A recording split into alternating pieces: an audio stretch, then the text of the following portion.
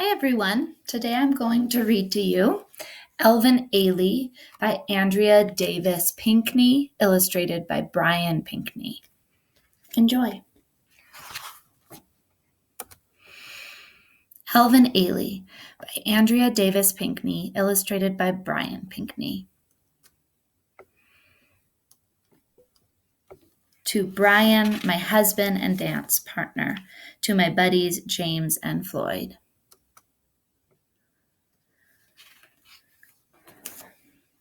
It seemed of 1942 True Vine Baptist Church. It seemed like the hottest day ever in Navasota, Texas, the small, dusty town where Alvin Ailey and his mother, Lula, lived. Blue-black flies buzzed their songs while the church bell rang. Alvin and Lula worshipped at True Vine Baptist Church every Sunday. When they arrived for services, Alvin slid into his usual seat in the first row pew. There, he could watch his mother sing in the gospel choir, and Lula sure could sing. Her voice rose clear and strong as she sang the morning hymn. The men at True Vine dressed in dignified suits. The women showed off wide-brimmed hats and fanned away the Texas heat. Some cuddled powdered babies, others hugged their Bibles. True Vine's Reverend Lewis delivering a thundering sermon. The organ rang out, followed by a bellow of tenors singing, "Rock of my soul in the bosom of Abraham." Sweet sopranos and tambourines joined the rousing refrain. Rock of my soul in the bosom of Abraham. Rock of my soul in the bosom of Abraham. Oh, rock of my soul. The congregation made a joyful noise. They stepped and swayed with the warmth of the Spirit and raised their palms in revelation. Alvin stomped his feet and clapped his hands so hard they hurt. "Oh, rock of my soul," he sang along. Alvin was going to miss the music and rejoicing at True Vine Baptist Church. Days later, Alvin rode a creaky locomotive headed west. He and Lula were going to try life in Los Angeles, California. Times had been hard in Texas. There weren't many jobs.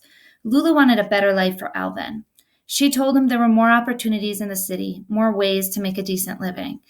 Alvin stared out his window while the train rocked and lurched its way through the dry Texas land.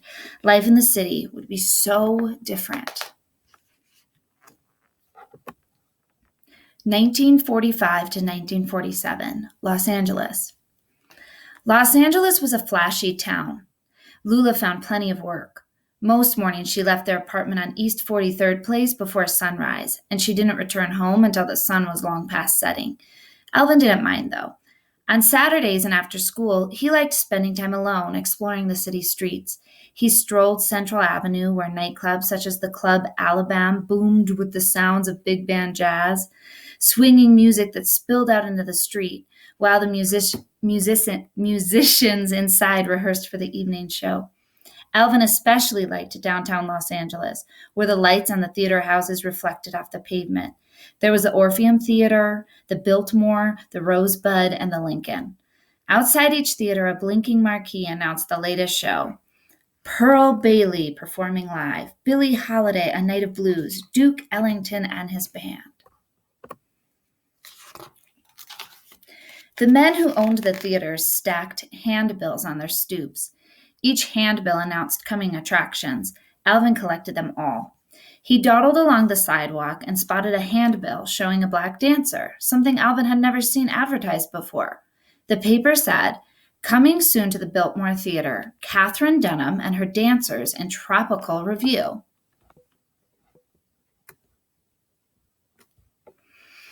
Alvin looked carefully at the picture of Katherine Dunham, a beautiful dancer fluttering exotic ruffles. Katherine Dunham and her dance troupe were one of the few traveling shows in the world with black dancers performing dances from Africa, Haiti, and Latin America. Alvin was curious. As he tucked the announcement into his pocket, he noticed Ted Crumb, a skinny boy with spindly legs, hanging out at a stage door nearby.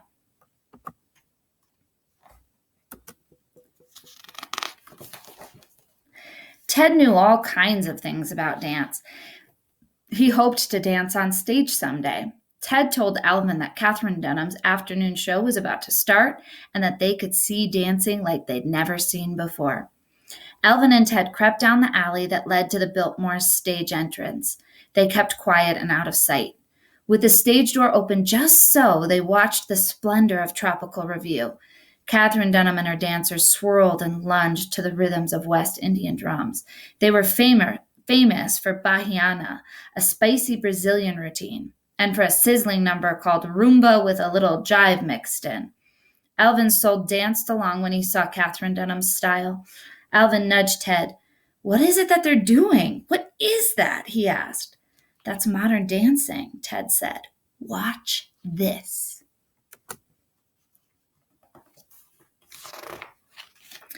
Ted tried Katherine Dunham's Bahiana. Alvin slapped out a beat on his knees and followed Ted's lead. Slowly, Alvin began to move. He curled his shoulders from back to front and rippled his hands like an ocean wave. He rolled his hips in an easy, steady swivel, dancing with an expression all his own. Alvin moved like a cat, smooth like quicksilver. When he danced, happiness glowed warm inside him. Dusk crept over the city. The streetlights of Central Avenue winked on one by one. Alvin made his way back to East 43rd Place. That night, Alvin told his mother he'd seen Black people performing their own special dances. It was a show Alvin would never forget. 1949 to 1953, Lester Hortense Dance School.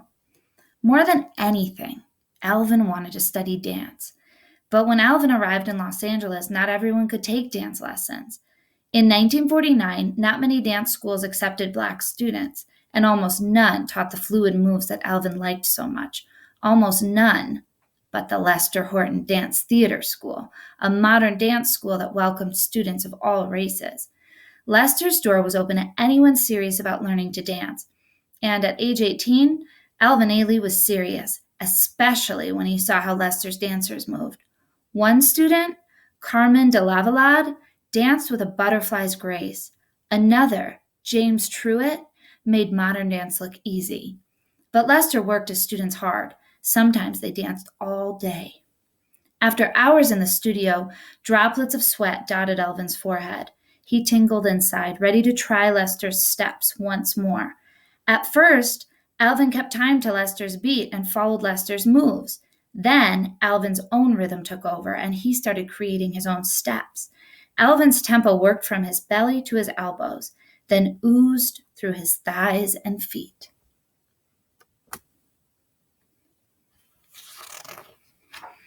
"What is Alvin doing?" one student asked.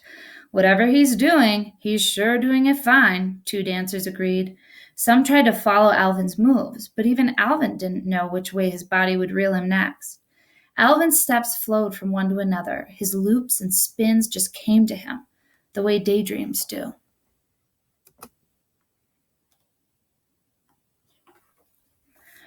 Alvin danced at Lester Horton's school almost every day. He taught the other students his special moves. In 1950, Alvin joined Lester Horton's dance company. Soon, Alvin performed his own choreography for small audiences who gathered at Lester's studio. Alvin's dances told stories. He flung his arms and shim-shammed his middle to express jubilation. His dips and slides could even show anger and pain. Modern dance let Alvin's imagination whirl. All the while, Lester watched Alvin grow into a strong dancer and choreographer.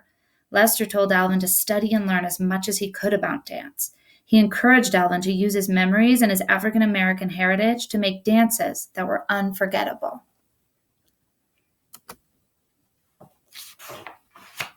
(1958 to 1960) Blues Suite Revelations. Blues Suite Revelations. Alvin's satchel hung heavy on his shoulder. His shoes rapped a beat on the sidewalk while taxicabs honked their horns. He was glad to be in New York City, where he came to learn ballet from Carol Shook and modern dance techniques from Martha Graham, two of the best teachers in the world. Alvin took dance classes all over town, and he met dancers who showed him moves he'd never seen before. So many dancers were Black.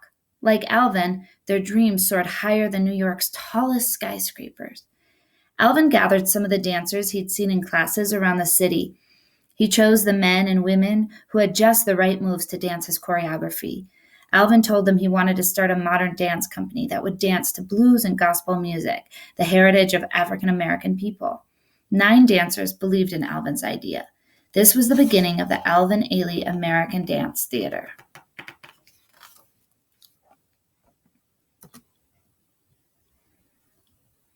On March 30th, 1958, on an old wooden stage at the 92nd Street Y, Alvin and his friends premiered with Blues Suite. Dances set in a honky-tonk dance hall. Stage lights cast moody shadows against the glimmer of each dancer's skin. The women flaunted red-hot dresses with shoes and stockings to match. The men wore black hats slouched low on their heads. They danced to the swanky swank of jazz rhapsody. Alvin's choreography depicted the blues, that weepy sadness all folks feel now and then. Blues Suite stirred every soul in the room. Alvin was on his way to making it big. Word spread quickly about him and his dancers. Newspapers hailed Alvin. Radio stations announced his debut. An even bigger thrill came when the 92nd Street Y asked Alvin to perform again. He knew they hardly ever invited dance companies to come back. Alvin was eager to show off his next work.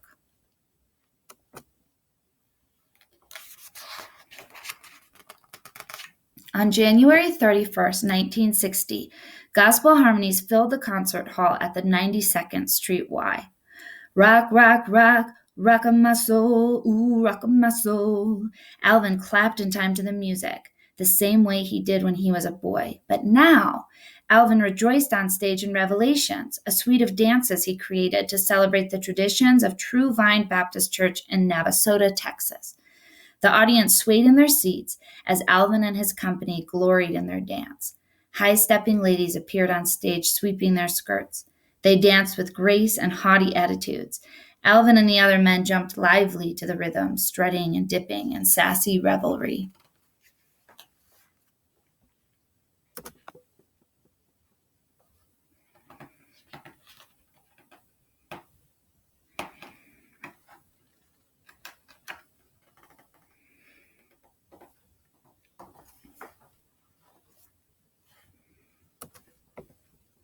Revelations honored the heart and the dignity of Black people while showing that hope and joy are for everyone. With his sleek moves, Alvin shared his experiences and his dreams in a way no dancer had ever done. When Revelations ended, the audience went wild with applause. They stomped and shouted, "More!" They yelled, "More!" Taking a bow, Alvin let out a breath. He raised his eyes toward heaven, satisfied and proud. The end. And now here's just a little bit about him. By exploring the African American cultural experience through dance, Alvin Ailey changed the face of American dance forever. The Alvin Ailey American Dance Theater was one of the first integrated American dance companies to gain international fame. 2 years after the creation of Revelations, Mr. Ailey's company performed in the Far East, Southeast Asia, and Australia on a tour sponsored by the U.S. State Department. Since Mr. Ailey founded his company in 1958, it has performed for an estimated 15 million people in 48 states, 45 countries, and on 6 continents. In 1965, Mr. Ailey met Judith Jamison, a vibrant young dancer whose talent and energy inspired him to create Cry, a piece that honors the struggles and triumphs of Black women. That 1971 work is now a popular Alvin Ailey classic. Mr. Ailey was born in Rogers, Texas on January 5, 1931. During his life, Mr. Ailey received many honors. In 1982, he received the United Nations Peace Medal. He was awarded the Kennedy Center Honor and the Handel Medallion in December 1988. Mr. Ailey died on December 1, 1989, in New York City. Today, the Alvin Ailey American Dance Theater still mesmerizes audiences everywhere.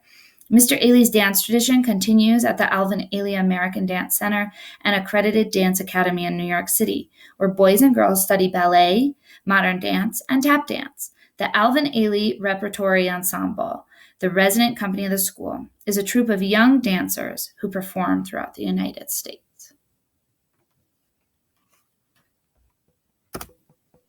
I hope you enjoyed reading this book, Alvin Ailey, by Andrea Davis Pinkney, illustrated by Brian Pinkney. See you next time!